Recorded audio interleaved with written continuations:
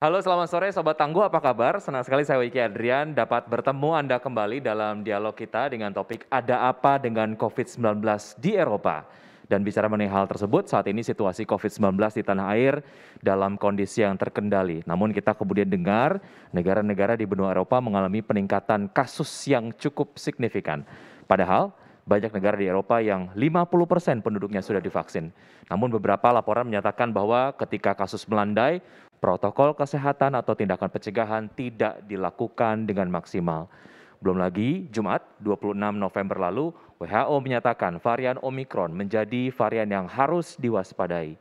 Beberapa negara di Eropa seperti Italia, Jerman, Belanda, dan Inggris mengkonfirmasi adanya varian Omikron. Dan negara-negara tersebut juga melaporkan kenaikan kasus. Bagaimana sebetulnya perkembangan situasi COVID-19 di Eropa dan pembelajaran apa yang dapat kita petik dari gelombang lanjutan yang terjadi di sana. Telah bersama kita pada kesempatan hari ini melalui video conference, narasumber yang pertama ada Dr. Budiman Bella, SPMKK. Beliau adalah spesialis mikrobiologi klinis, anggota bidang penanganan kesehatan dan panel ahli Satgas Penanganan COVID-19 BNPB. Apa kabar, Dok? Baik. Selamat sore Mas Wiki. Selamat sore. Terima kasih sudah bergabung. Semoga kita sehat selalu ya, Dok. Amin. Baik, narasumber berikutnya adalah Dr. Andri Hadi SHLLM. Beliau adalah Duta Besar Republik Indonesia untuk Belgia, merangkap Luxembourg dan juga Uni Eropa. Selamat pagi waktu Belgia, Pak Dubes. Selamat pagi, Mas, dan selamat sore waktu Indonesia. Terima kasih.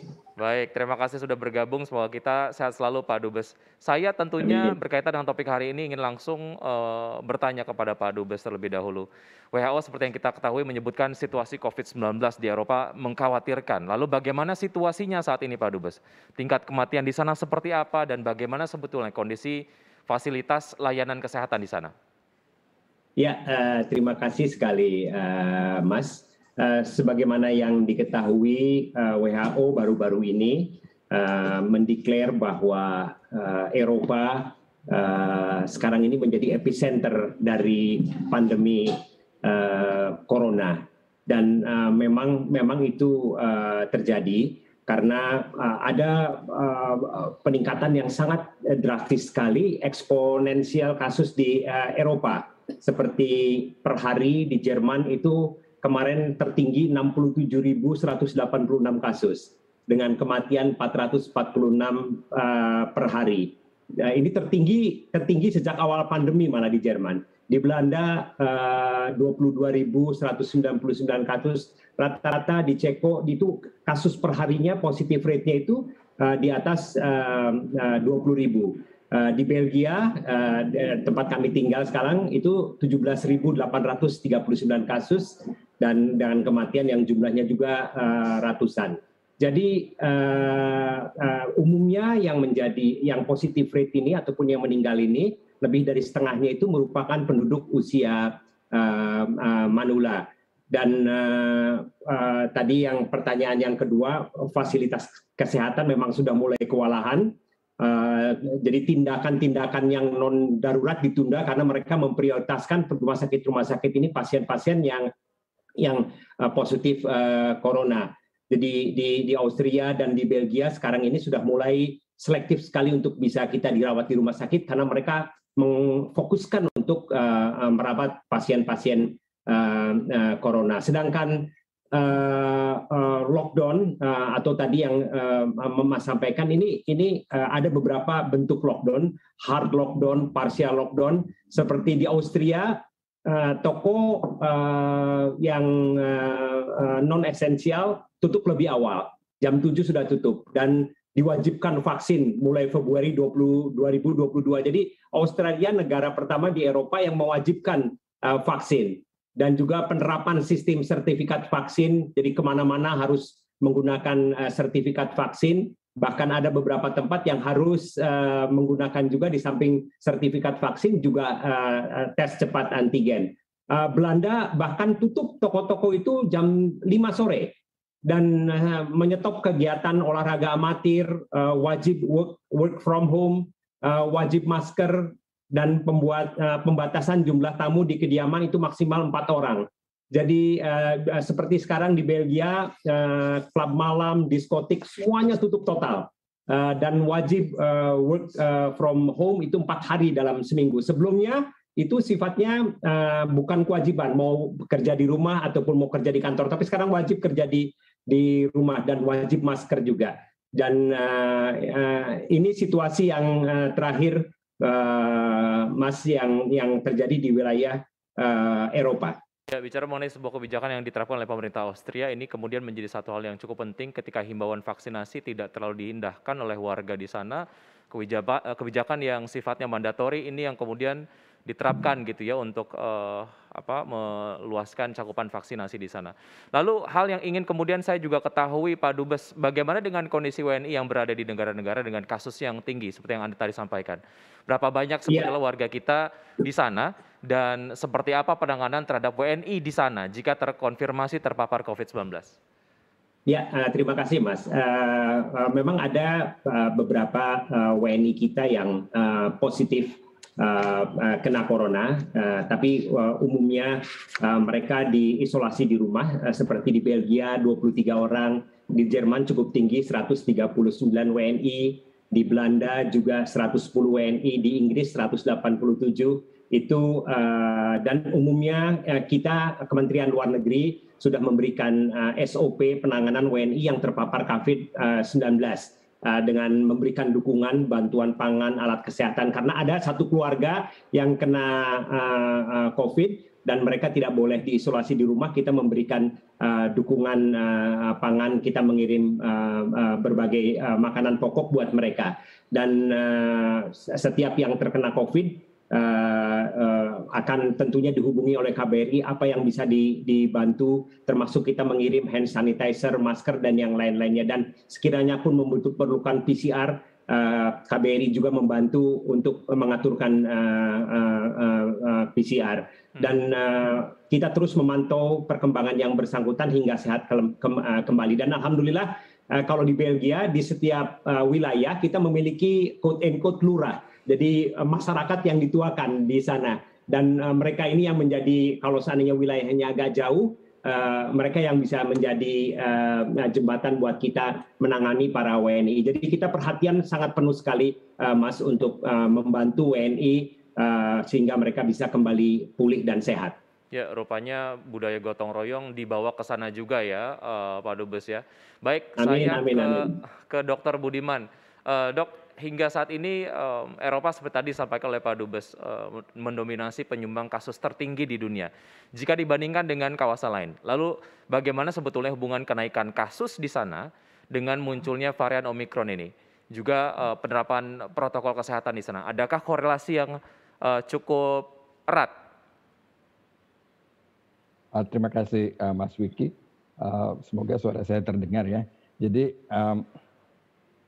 bisa terdengar baik, Mas Wiki ya? Ya, terima kasih. Jadi setiap negara itu memiliki protokolnya sendiri, dan juga menariknya adalah karakter masyarakat juga berpengaruh tentunya.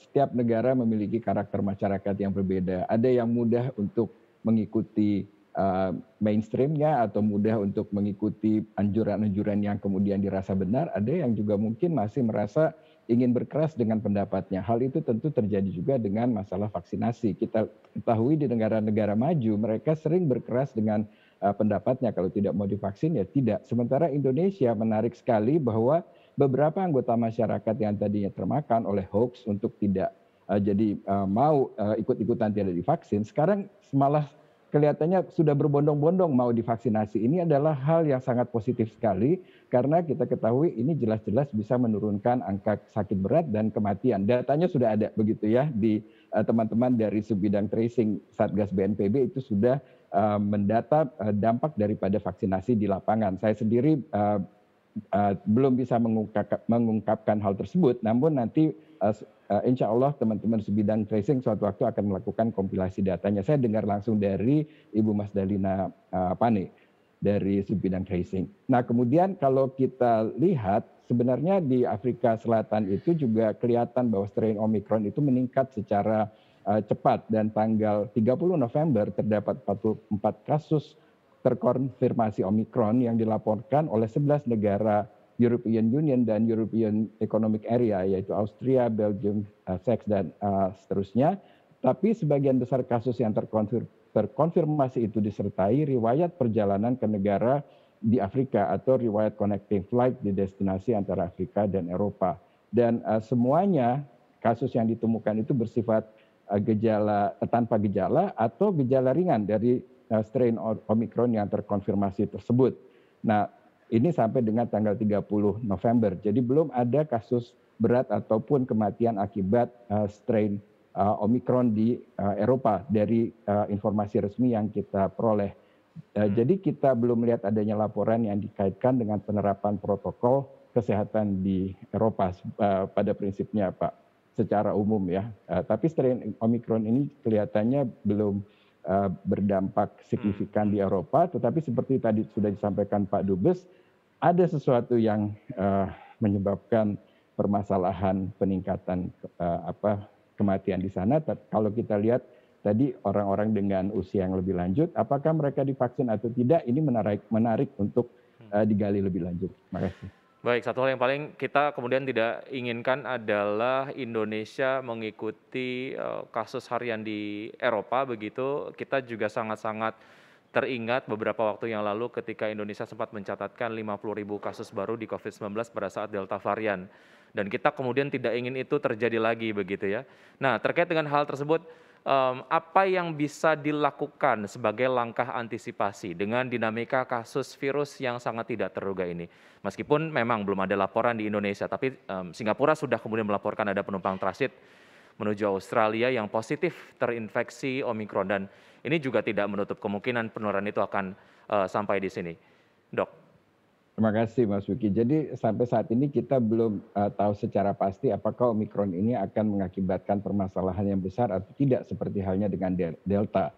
Namun di Afrika Selatan itu diketahui peningkatan kasus yang cepat mengindikasikan bahwa adanya transmisi yang kemungkinan besar juga bisa berpengaruh begitu ya nanti dalam penularan penyakit. Jadi kita ketahui Afrika Selatan tadinya terinfeksi oleh dominasi oleh Delta, dan sekarang muncullah Omicron yang cepat juga mendominasi di sana. Apakah ini akan terjadi di Indonesia? Kita belum tahu. Nah, tapi yang jelas pemerintah kita sudah menerapkan peraturan karantina yang selayaknya kita patuhi, dan juga saya sangat berharap bahwa semua petugas yang ikut berperan dalam penerapan peraturan karantina ini mengimplementasikan secara serius supaya kita bisa memperlambat masuknya strain ini ke Indonesia. Apakah kita pasti akan bisa mencegah masuknya? Saya tidak yakin hal itu bisa dilakukan karena sulit sekali untuk melakukan pencegahan, tapi paling tidak kita berupaya memperlambat. Langkah antisipasi yang dapat kita lakukan pada prinsipnya sudah mulai di Indonesia selain karantina tadi oleh Kementerian Kesehatan, yaitu melakukan genome sequencing untuk mendeteksi berbagai varian yang beredar di Indonesia. Ada baiknya juga ditingkatkan upaya identifikasi keberadaan strain Omicron dengan memanfaatkan uji PCR yang secara cepat dapat membedakan strain Omicron dari strain lainnya pada sampel yang teridentifikasi positif mengandung virus corona penyebab COVID-19. Dan ini barusan tadi saya sedang mencoba berdiskusi dengan Dr. Vivi dari Balitbangkes. Ya, penambahan waktu karantina menjadi 10 hari bagi warga negara asing atau warga negara Indonesia dari luar negeri ketika masuk ke Indonesia, ini juga menjadi sebuah langkah antisipatif yang dilakukan. Memang mudah-mudahan dapat memperlambat proses tadi, Pak Budi. Baik, saya ke Pak Dubes. Pak Dubes, ini dua contoh Belanda dan Belgia. Lebih dari 70% penduduknya sudah vaksin, dosis lengkap. Tapi kasusnya di sana juga masih meningkat. Apa sebetulnya penyebab dari penularan yang masih tinggi di sana, Pak Dubes? Ya, terima kasih Mas. Ada beberapa faktor penularan. Yang pertama tentunya vaksin di sini tidak merata. Jadi meskipun kedua negara ini practically hampir 76% itu sudah divaksin, tapi banyak yang belum divaksin. Dan yang tadi disampaikan oleh Pak Dokter, sebenarnya ini di Eropa itu umumnya sebagian besar itu infection to the unvaccinated gitu. Jadi infeksi yang terjadi kepada orang-orang yang memang sebagian besar itu belum divaksin atau tidak mau divaksin. Itu faktor yang pertama. Dan faktor yang kedua, kalau menurut saya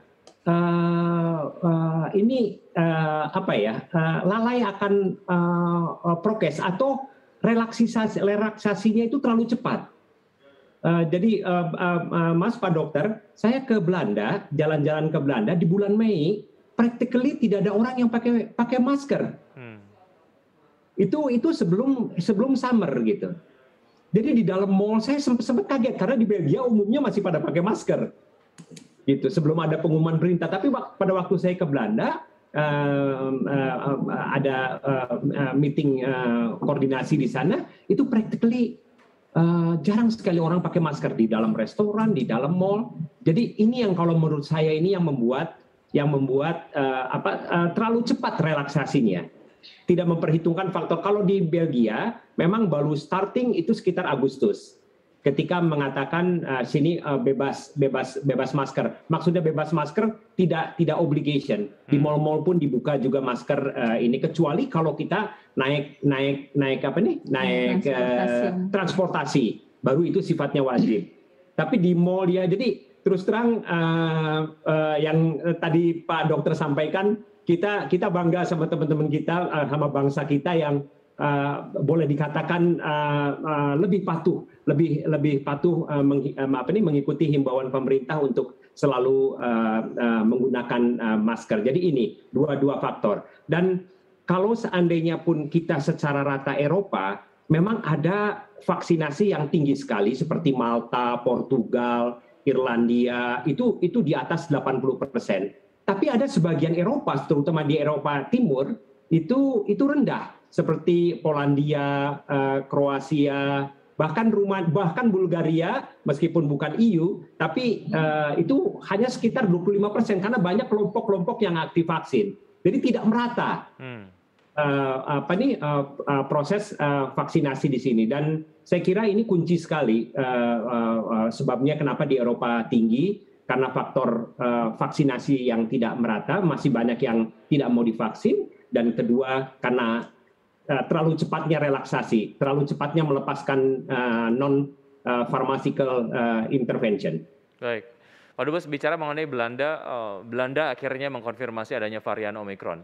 Apakah ini berasal dari 61 positif COVID-19 dari 600 penumpang yang tiba di Schiphol, Amsterdam, dari Afrika Selatan pada Sabtu 27 November lalu?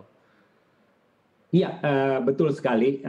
Jadi pertama itu ada 2 pesawat yang dari Afrika, dari negara Afrika, dan dari 61 itu terkonfirmasi 13 yang kena kasus positif Omicron. Bahkan sekarang ditambah, katanya ada tambah 2 lagi yang mereka itu bukan penumpang dari sana, tapi yang tidak melakukan traveling. Jadi mungkin terinfeksi dari orang-orang yang melakukan traveling itu. Dan kasus Omicron di Eropa ini totalnya semuanya itu kurang lebih sekitar 61 kasus. Di Austria itu 3, Belgia itu 2, Ceko 1, Denmark 4, Prancis di Reunion itu 1, Jerman 9, Finlandia 2. Jadi di Inggris sudah ada 22 kasus Omicron. Jadi kesannya ini sudah mulai merata, meskipun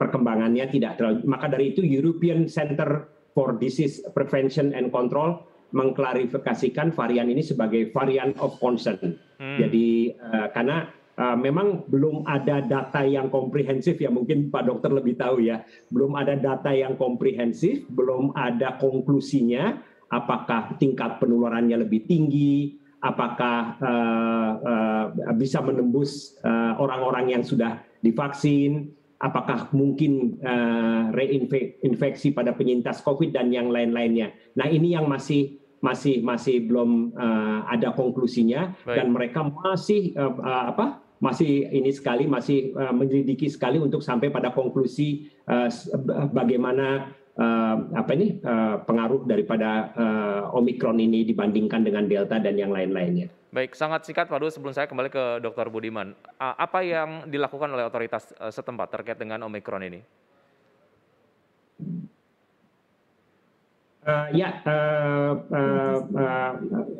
Sampai sekarang umumnya kan korbannya itu semuanya rata-rata masih varian Delta, Mas. Tapi yang dilakukan sekarang ini sama seperti yang dilakukan kita, pertama-tama itu menutup border untuk masuknya dari negara-negara Afrika, lalu semua yang terdeteksi Omikron itu dikarantina, full karantina, tidak boleh ada yang keluar. Jadi mereka menganggap bahwa meskipun belum ada konklusi apa sebenarnya, tapi mereka menganggap bahwa this is very high atau really very high risk, Mas. Baik, oke. Terima kasih Pak Dubes atas jawabannya. Saya ke Dr. Buniban. Dok, seperti apa sebetulnya kemungkinan terjadinya mutasi-mutasi karena mobilitas yang tinggi? Di Indonesia mobilitas kemudian ini nampaknya sudah normal, walaupun kita kemudian sudah menghapuskan cuti bersama di akhir tahun, di libur Nataru begitu, namun nampaknya most likely akan ada mobilitas di akhir tahun ini. Bagaimana Anda melihat korelasi antara mutasi-mutasi ini dengan mobilitas yang tinggi? Terima kasih Mas Wiki. Jadi pertama kita lihat dulu bahwa mutasi itu akan lebih cepat muncul pada keadaan di mana virusnya diberi kesempatan untuk bereplikasi dengan baik. Dan salah satu yang bisa mengakibatkan virus bisa bereplikasi dengan baik adalah kondisi imunitas yang kurang baik. Jadi kalau kita divaksin, maka kita bisa membayangkan virusnya tidak mendapatkan tempat kembang biak yang baik di dalam tubuh kita. Oleh karena itu pertama tentu saya akan mengatakan tolong cepat-cepat vaksinasi kepada semua warga yang belum divaksinasi. Nah kemudian program vaksinasi harus cepat ya kita selesaikan untuk mencapai target yang ditentukan oleh para ahli epidemiologi kita. Juga yang tidak kalah pentingnya adalah penerapan prokes 3M. Itu akan memperlambat penularan sehingga memperlambat kembang biak virus. Dengan menerapkan 3M ini tentunya virusnya tidak akan lebih mudah mendapatkan kesempatan untuk menginfeksi orang baru begitu. Sehingga kalau dia dengan semakin rendahnya dia mendapatkan kesempatan kembang biak, munculnya mutasi juga bisa kita tekan. Nah, dengan mobilitas kira-kira bagaimana? Tentu ada berbagai alasan dari masyarakat untuk ingin cepat mendapatkan kesempatan melakukan mobilitas karena ini mempengaruhi ekonomi dan lain sebagainya. Dan ini tentunya harus kita mengerti juga. Tetapi kalau kita lihat dengan kepatuhan masyarakat kita tetap menggunakan masker, dan kemudian menjaga 3M, saya sangat bangga sekali, walaupun tentu masih banyak sekali anggota masyarakat yang belum menerapkan 3M dengan baik, tetapi paling tidak kita masih lebih baik ternyata dari negara-negara lain yang terjadi penularan yang begitu hebat saat ini, apalagi dengan kepatuhan pada vaksinasi yang belum tentu mungkin sebaik masyarakat kita. Jadi pada prinsipnya saya rasa kita tetap harus menjalankan apa yang sudah dicanangkan oleh pemerintah dan kita betul-betul patuhi. Terima kasih. Ya, walaupun memang secara penerapan protokol kesehatan di Indonesia lebih baik, tapi kemudian dengan adanya varian Omikron ini kita harus tetap komit untuk tetap ketat menerapkan protokol kesehatan ya dok ya. Baik, satu pertanyaan kunci yang nampaknya ini juga bisa menjadi satu hal yang diperhatikan ataupun jadi perhatian dari masyarakat adalah bagaimana sebetulnya karakteristik dari varian Omikron ini dan bagaimana sebetulnya dampak terhadap efikasi vaksin yang sudah ada dan gejalanya seperti apa jika terinfeksi Omikron? Baik, sejauh ini berbagai informasi yang kita peroleh mengenai Omikron adalah dari hasil pemantauan Technical Advisory Group COVID-19 Virus Evolution dan yang bekerja sama dengan WHO tentunya. Sepengetahuan saya yang sudah teramati adalah peningkatan jumlah kasus yang relatif lebih cepat dari strain lainnya. Namun seperti yang disampaikan Pak Dubes tadi, belum ada informasi yang jelas apakah memang dia menular dengan cepat dari orang ke orang. Kita cuma tahu sekarang ini cepat peningkatan kasusnya khususnya di Afrika Selatan. Memang ada kemungkinan bahwa mutasi yang relatif banyak pada bagian spike atau tonjolan virus corona penyebab COVID-19 ini akan mengakibatkan permasalahan pada penghambatan kembang biak virus oleh antibodi yang terbentuk pada vaksinasi COVID-19. Namun vaksin berbasis mRNA itu sudah mulai direkomendasikan oleh beberapa negara bahwa dan juga vaksin berbasis adenovirus seperti halnya vaksin Pfizer, Moderna, AstraZeneca dan yang lainnya itu dapat memberikan proteksi parsial lewat pembentukan respons sel T spesifik khususnya respons sel T CD8. Namun tidak tertutup kemungkinan bahwa mereka yang telah mendapatkan vaksin berbasis partikel virus utuh yang diinaktivasi seperti halnya vaksin Sinovac juga akan mendapatkan proteksi parsial melalui pembentukan respons sel T CD4 spesifik. Nah, dalam hal ini saya ingin menghimbau kepada masyarakat untuk tidak memilih-milih vaksinasi. Ada yang kadang-kadang memilih maunya vaksin Sinovac begitu tahu akibat kipi daripada atau efek samping daripada vaksin RNA itu ternyata sakit sekali begitu. Namun sebenarnya dia punya benefitnya sendiri. Tapi di satu sisi juga jangan sampai menunda nunggu-nunggu dapat vaksin Pfizer atau RNA atau AstraZeneca. Padahal sekarang sudah di depan mata tersedia vaksin Sinovac. Cepatlah, himbauan saya adalah kalau dapat kesempatan untuk divaksin, segera divaksinasi karena itu akan menurunkan risiko kita. Apapun itu strain yang menginfeksi kita. Baik, Dok, sangat singkat sebelum saya kembali lagi ke Pak Dubes terkait dengan varian Omikron ini, walaupun memang Indonesia secara prioritas masih memprioritaskan pemerataan vaksin dosis 1 dan juga 2 begitu ya. Dan bicara mengenai boosting dari vaksin sendiri, saya kemudian dengar targetnya adalah di Maret tahun 2022. Dengan keberadaan Omikron ini sejauh mana ini akhirnya meningkatkan urgensi untuk Indonesia dilakukan booster untuk vaksinasi? Ini pertanyaan untuk saya ya. Ya. Ya, tentu kita akan terus-menerus memantau dan melihat urgensi tersebut ada atau tidak. Dan negara kita kan sudah mencanangkan gerakan vaksin merah putih supaya kita bisa produksi sendiri dalam negeri. Insya Allah tahun depan semoga titik terangnya semakin jelas. Yang kita ketahui dari Unair sekarang kan vaksinnya sudah siap untuk dirilis. Baik, oke. Terima kasih, Dok. Berikutnya saya ke Pak Dubes. Pak Dubes, masih banyak negara di sana yang masih menghadapi tantangan dari kelompok masyarakat yang anti vaksin. Nah, bagaimana sebetulnya terkait dengan peningkatan kasus di sana dan juga ada varian Omikron, apakah ini meningkatkan kesadaran masyarakat di sana untuk walaupun kemarin sempat anti vaksin, tapi dengan adanya peningkatan kasus ini dan juga adanya varian Omikron, saya mau deh divaksin. Ada pergerakan atau shifting ke arah sana nggak, Pak Dubes? Iya, memang ada pergerakan ke arah sana, tapi memang kelompok-kelompok anti vaksin ini mungkin memiliki pendirian yang ini ya, yang sudah di mentalnya. Jadi memang banyak kelompok-kelompok anti vaksin ini. Salah satunya yang tertinggi itu di Perancis. Bahkan Perancis itu pernah menurut data itu 40%. Hanya 60% yang mau divaksin, 40% itu tidak mau divaksin. Banyak macamnya. Mereka mengatakan bahwa my body is my right. Ini badan saya yang tanggung jawab, atau mereka merasa sehat sehingga tidak perlu divaksin.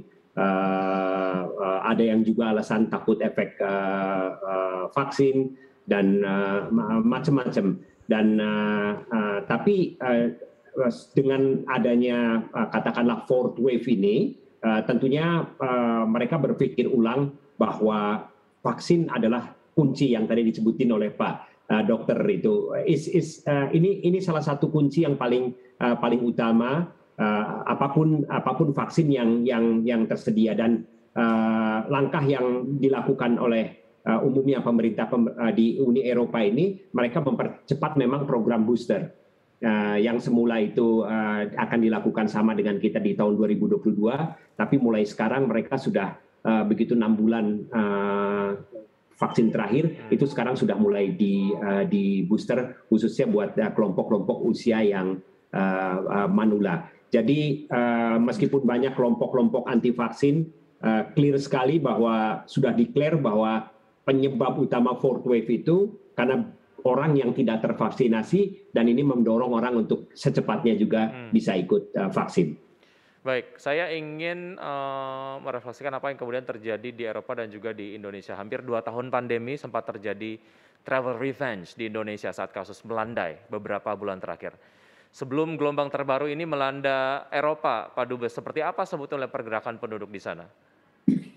Memang pergerakan orang di wilayah Eropa ini sangat tinggi, karena apalagi kalau sudah dalam ruang lingkup Uni Eropa kan borderless ya, tidak ada batas wilayah. Jadi semua orang, terutama khususnya yang menggunakan kendaraan mobil, kan dia tidak perlu menunjukkan adanya COVID safe ticket ataupun bahwa dia sudah divaksinasi, kecuali kalau dia traveling menggunakan pesawat, memang ada persyaratan untuk antigen dan yang lain-lainnya.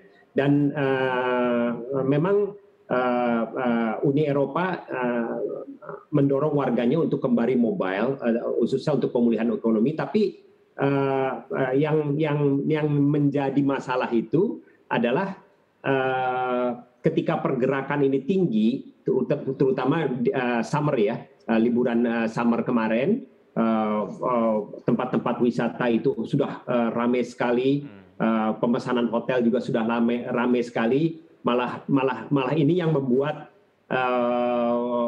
sudah banyak orang yang tidak menggunakan masker. Ini yang membuat malah kalau menurut analisa dari epidemiolog dari ahli-ahlinya itu mengatakan this is the problem karena terlalu cepatnya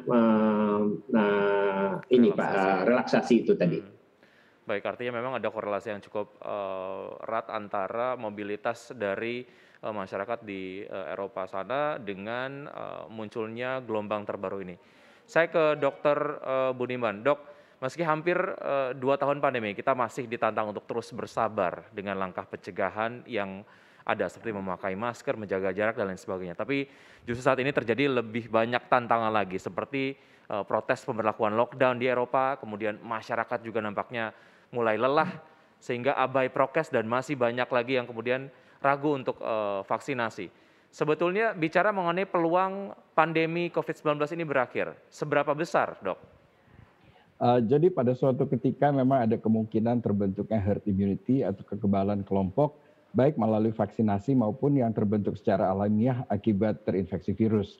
Tentunya kita berharap herd immunity kita itu terbentuk sebagai akibat program vaksinasi dan bukan akibat infeksi, ya, karena kita ketahui kalau terbentuk akibat infeksi tentu akibatnya adalah salah satunya risiko fatalitas atau kematian atau paling yang tidak kita inginkan antara lain juga adalah sakit berat begitu, karena akan sangat merugikan masyarakat, merugikan keluarga dan seterusnya.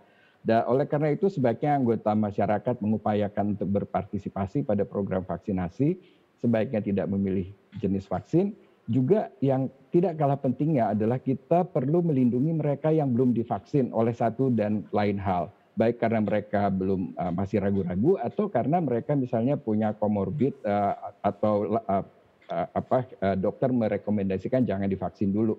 Nah ini anggota masyarakat yang sedemikian harus kita lindungi. Jangan karena kita sudah divaksin, kita sudah aman, tapi ternyata kita punya oma, opa, ayah, ibu yang umurnya 50 tahun ke atas, itu berisiko lebih besar untuk mengalami dampak yang risiko yang tidak kita inginkan kalau sampai terinfeksi. Jadi tolong lindungi juga saat ini mereka yang belum divaksinasi. Baik, ya Dok, lalu bagaimana dengan pengaruh kenaikan kasus yang tinggi di Eropa juga dipengaruhi oleh menurunnya efikasi vaksin yang rata-rata mendapatkan suntikan di periode Mei sampai dengan Juni tahun 2021. Kita di Indonesia juga nampaknya di sekitar periode itu untuk masyarakat umum. Ya, jadi saat ini belum ada data yang konklusif untuk mengatakan terjadi penurunan efikasi vaksin pada strain Omicron maupun akibat jenis vaksin ya jadi baik oleh jenis vaksinnya, entahkah itu jenis vaksin Sinovac atau dan lain sebagainya, atau waktu pemberian vaksin. Kita belum melihat bahwa hal itu yang menjadi penyebab, belum ada data yang signifikan. Bahkan kalau kita mendengar apa yang disampaikan Pak Dubes tadi, sebagian besar orang-orang yang terkena dampak sampai meninggal itu adalah mereka-mereka yang belum divaksinasi. Jadi sebaiknya ya kita tetap mengikuti dengan tertib berbagai langkah pengendalian yang dianjurkan pemerintah Indonesia yang pada prinsipnya sesuai dengan yang dianjurkan oleh WHO. Tentunya bila terdapat indikasi bahwa diperlukan vaksinasi tambahan, pemerintah kita akan melakukan hal tersebut. Ini tentu akan kita peroleh dari berbagai data-data dari masyarakat, dari teman-teman ahli epidemiologi yang melakukan pendataan di lapangan, dan juga gerakan vaksin merah putih yang telah dicanangkan pemerintah kita bisa kita harapkan akan meningkatkan kemandirian negara kita untuk menyediakan vaksin dalam jumlah yang mencukupi.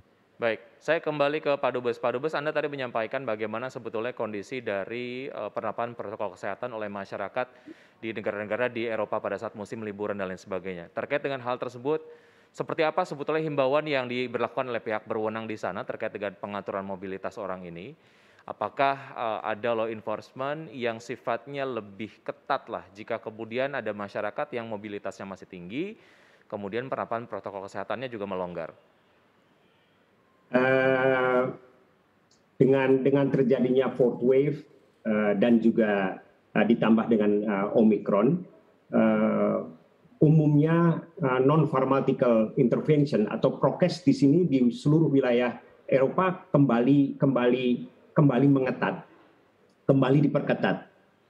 Bahkan sekarang pemerintah Belgia sedang mengkaji kemungkinan untuk menutup semua aktivitas yang di dalam ruangan. Tapi ini masih dikaji. Tapi yang jelas seperti night club dan itu semuanya sudah tutup semua. Sekarang pun di restoran itu hanya diperkenankan satu meja itu maksimal 6 orang. Tidak boleh berkerumun dan pembatasannya itu sangat ketat. Bahkan di Austria yang tidak divaksin itu tidak boleh keluar rumah kecuali untuk katakanlah beli bahan-bahan makanan pokok dan yang lain-lain. Jadi proses mobilitas masyarakat sekarang di Uni Eropa itu semakin diperketat karena mereka akhirnya menyadari bahwa karena banyak yang belum divaksin, relaksasi yang terlalu cepat ini yang membuat ledakan epicenter pandemi di Eropa. Jadi mostly seperti di Belanda jam 5 sore semua toko tutup. Yang non esensial kecuali apotek dan yang lain-lainnya.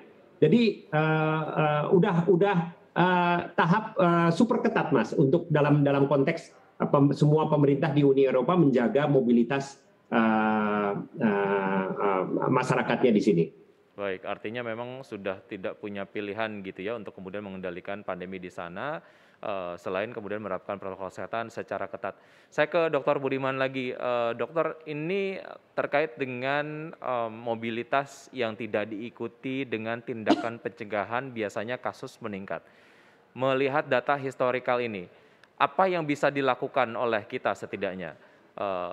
Tentunya sekali lagi belajar dengan apa yang kemudian terjadi di Eropa, Dok. Ya, jadi saya ingatkan lagi bahwa semakin tinggi kesempatan virus untuk berkembang biak, akan semakin tinggi kemungkinan untuk mengalami mutasi. Dan mutasi ada yang berpotensi menimbulkan berbagai permasalahan, baik dalam berbagai langkah pengendalian kita seperti vaksin, obat, dan sistem diagnostik. Jadi bisa saja nanti jadi kurang efektif langkah pengendalian kita tersebut akibat munculnya mutasi. Dan juga mutasi bisa meningkatkan penularan virus. Tetapi kita dapat berharap penerapan protokol kesehatan dan vaksinasi yang telah kita peroleh akan tetap memberikan efek yang positif, yang baik dalam penghambatan kembang biak virus sekalipun kita terinfeksi. Jadi sekalipun saya terinfeksi, tetapi kalau saya patuh memakai masker misalnya, maka saya akan mengurangi kemungkinan saya menjadi sumber penularan buat orang lain. Demikian juga kalau saya sudah divaksinasi, sekalipun saya terinfeksi, maka virusnya tidak akan lama-lama berada di dalam tubuh saya, akan cepat terhambat sehingga kemungkinan saya menularkan ke orang lain, apalagi kalau digabung dengan saya menerapkan protokol kesehatan dengan baik, itu kemungkinan transmisi menjadi jauh lebih rendah. Baik, terkait dengan kasus yang kemudian melandai di Indonesia, to be exact, ini tentu saja memberikan dampak yang cukup signifikan terhadap berbagai sektor ekonomi. Salah satunya adalah sektor pariwisata. Banyak yang kemudian merencanakan untuk melakukan liburan ke beberapa negara, dan salah satu tujuannya adalah ke negara-negara yang ada di Eropa. Saya ke Pak Dubes. Pak Dubes, seperti apa kemungkinan perjalanan ke sana dan aturan perjalanan seperti apa yang berlaku khususnya untuk warga negara Indonesia, dan himbauan apa yang Anda kemudian ingin sampaikan? Iya, pertama-tama Uni Eropa sangat mengapresiasi upaya Indonesia menurunkan tingkat kasus yang sekarang itu terkendali, stabil, dan berdasarkan data Uni Eropa positif rate-nya hanya 1,29. Dan bentuk penghargaan ini Indonesia masuk ke dalam white list. Jadi masuk kepada negara-negara bersama 17 negara lainnya masuk ke dalam whitelist yang warga negaranya boleh untuk melakukan perjalanan ke Uni Eropa. Jadi itu merupakan suatu bentuk penghargaan Pak Dokter atas usaha kita sehingga Uni Eropa membebaskan perjalanan warga Indonesia. Tapi tentunya kita mesti ada beberapa hal yang mesti diperhatikan juga. ada beberapa negara yang pastinya sudah divaksin dan tetap PCR test, tapi juga masih ada perbedaan antara negara-negara di Uni Eropa yang mengakui vaksinnya, seperti negara-negara Belgia, Jerman itu masih belum mengakui vaksin Sinovac dan Sinopharm. Mereka hanya mengakui vaksin-vaksin yang diterima oleh European Medicine Agency. Tapi ada beberapa negara Uni Eropa juga yang menerima vaksin Sinovac maupun Sinopharm, seperti Austria, Belanda, Finlandia, Islandia, Siprus, Spanyol, Swedia, Yunani, dan Swiss. Jadi masih tidak satu kebijakan, masing-masing diserahkan kepada negara-negaranya. Tapi mengingat kondisi saat ini, saya kira kalau seandainya memang bukan merupakan suatu perjalanan yang esensial, perlu dipertimbangkan karena menaiknya pandemi di Uni Eropa. Nanti insya Allah seandainya sudah melandai juga di sini, mungkin kesempatan perjalanan itu lebih baik. Jadi betul-betul dipertimbangkan. Kami juga ada beberapa delegasi yang membatalkan, Dok, untuk datang ke Belgia, meskipun sudah ada rencana meeting dengan berbagai pihak di Belgia, mengingat situasi yang saat ini sangat tinggi tingkat pandemi di Eropa. Baik, saya jadikan statement Anda ataupun himbauan Anda terakhir tadi sebagai closing statement dari Anda. Terakhir saya ke Dr. Budiman, dengan dinamika yang ada saat ini, bagaimana sebetulnya himbauan Dr. Budiman, apalagi kita kemudian sebentar lagi akan menghadapi momen liburan nih, khususnya untuk masyarakat, Dok. Ya, sebelum saya memberikan jawaban saya terhadap pertanyaan tersebut, perkenankan saya menyampaikan apresiasi saya kepada pemerintah Indonesia dan rakyat Indonesia yang mau divaksin Sinovac pada saat negara-negara lain di dunia itu tanda kutip masih melecehkan vaksin Sinovac begitu ya. Betul, memang mungkin efikasinya lebih rendah, tetapi kita sudah melihat dampak daripada kebijakan pemerintah dan kepatuhan masyarakat kita untuk mau divaksin sekalipun hanya dengan vaksin Sinovac terhadap angka penularan kita saat ini di Indonesia. Kemudian menjawab pertanyaan dari Mas Wiki tadi, saran saya adalah kita tetap patuhi protokol kesehatan dan kita patut bangga dengan kesabaran masyarakat kita untuk tetap mematuhi protokol kesehatan. Jadi ini perlu kita lakukan terus untuk memberikan contoh kepada negara-negara lain di dunia tentunya, supaya kita terus bersabar bersama-sama di dunia untuk menerapkan protokol kesehatan ini. Juga gunakan kesempatan untuk mendapatkan vaksin sesegera mungkin. Jangan menunda vaksinasi hanya karena memilih jenis vaksin tertentu. Kurang lebih itu yang bisa saya sampaikan, Mas. Terima kasih. Baik, Dr. Budiman dan juga Pak Dubes, terima kasih sudah bergabung di dialog kita kali ini. Sehat selalu, sampai jumpa. Berjumpa.